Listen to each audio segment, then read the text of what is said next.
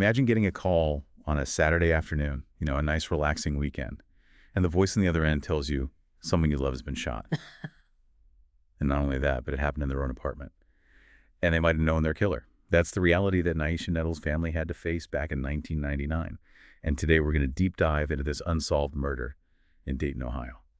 And really, it seemed like an open and shut case at first, but it quickly became a tangled web of rumors and suspects and just dead ends. Yeah. So who killed Naisha?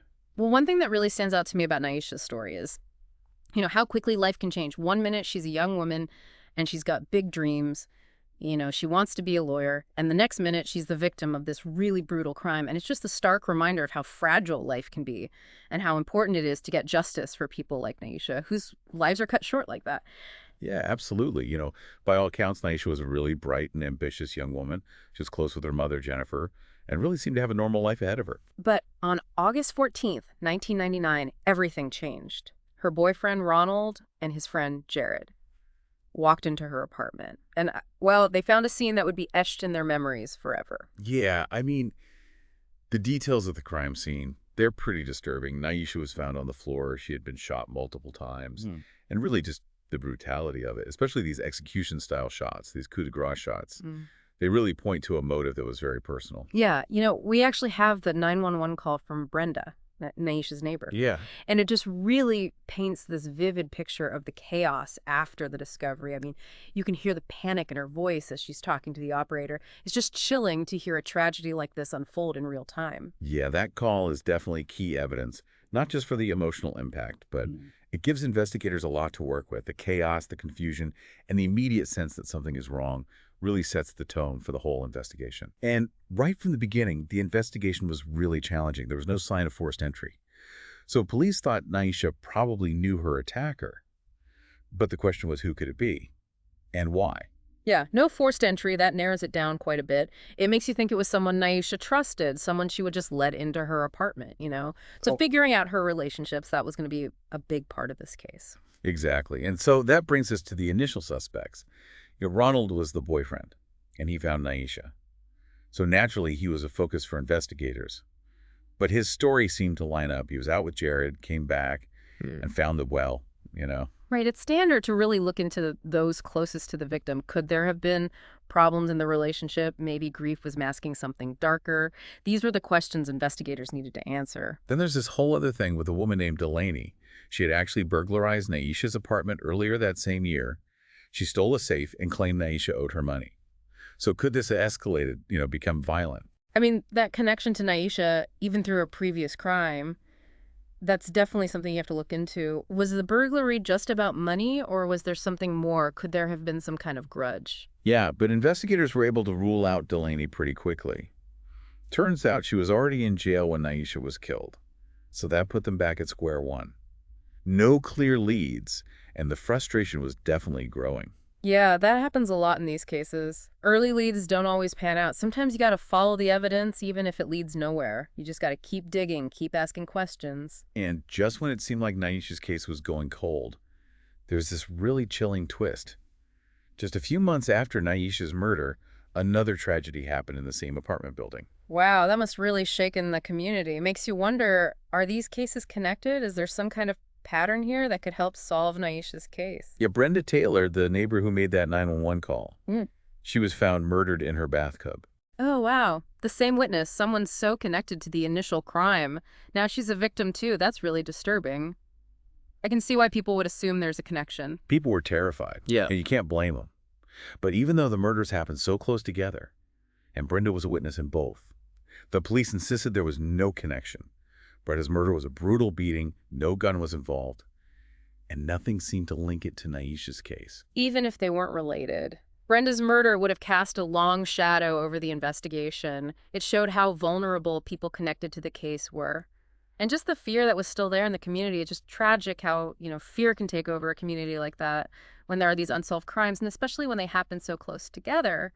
So for years, Naisha's case just sat there in the cold case files. There'd be the occasional media push, but nothing really came of it. Yeah. It seemed like the trail had gone completely cold.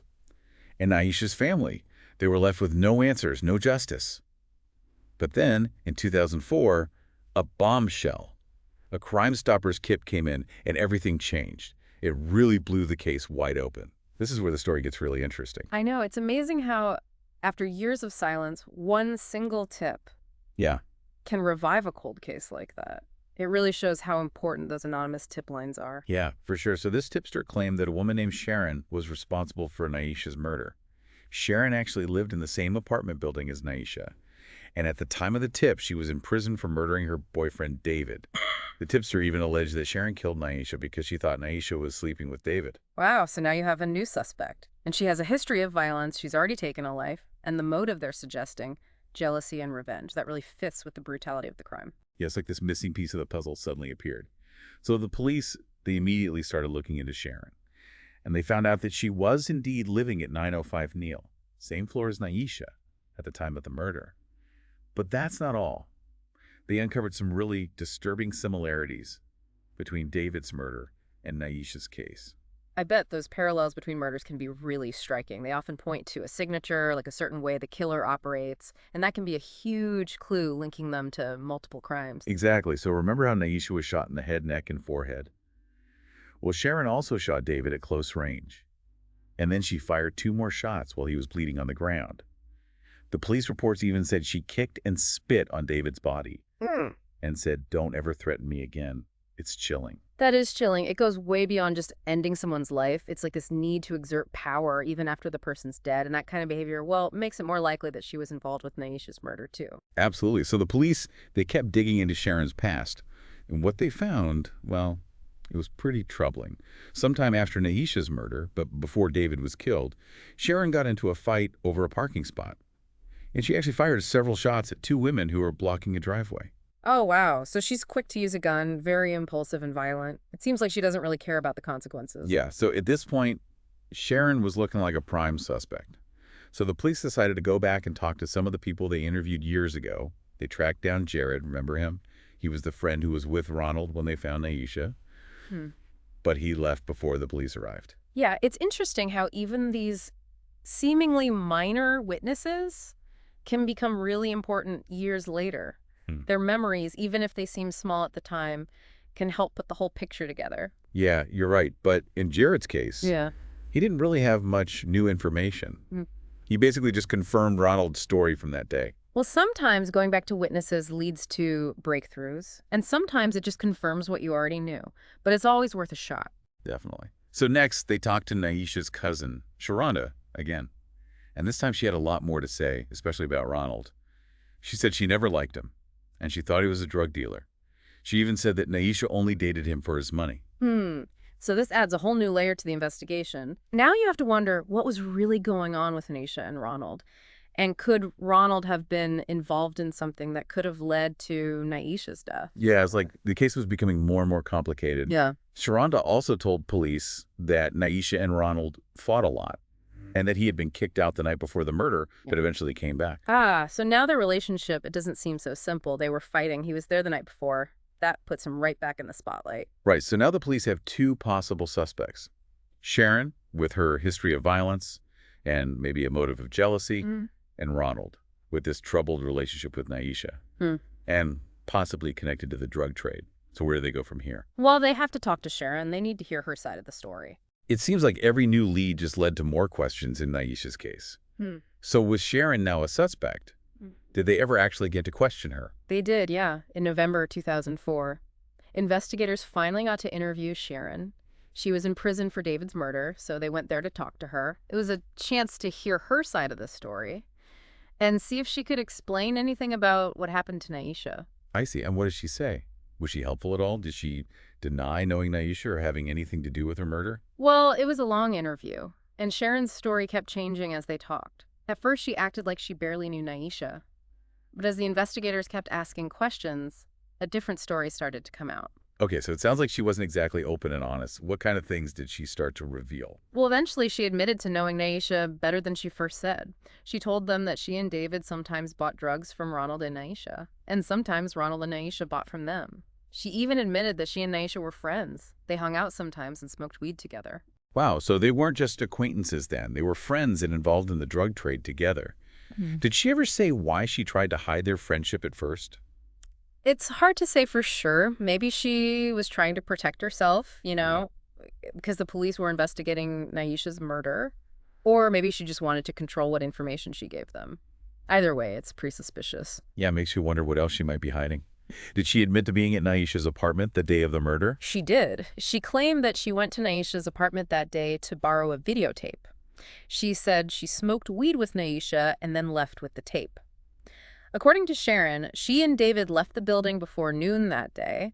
They had a drug deal to take care of and were gone for a few hours. So she puts herself at the scene of the crime, but claims to have left hours before the murder happened.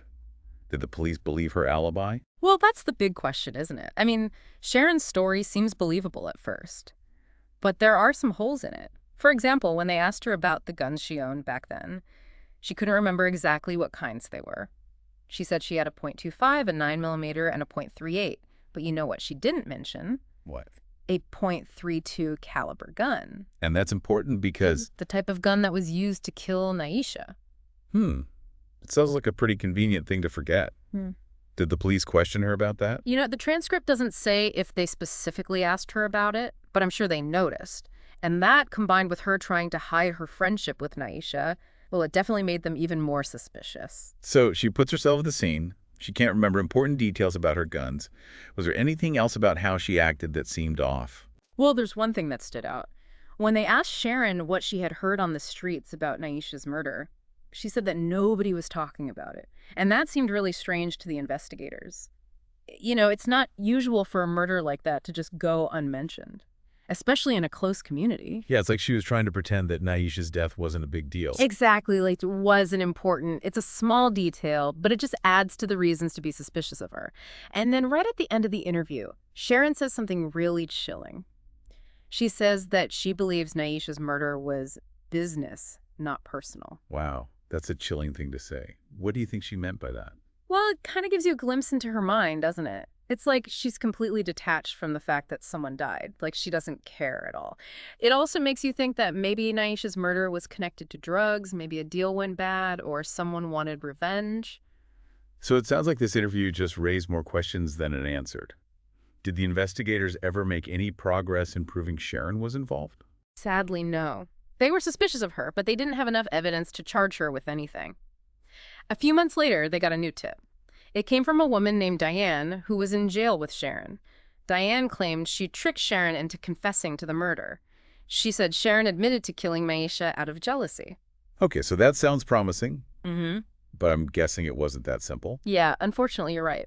Turns out Diane had a history of being a jailhouse informant, making things up in exchange for favors or to get a lighter sentence, so her word wasn't really reliable.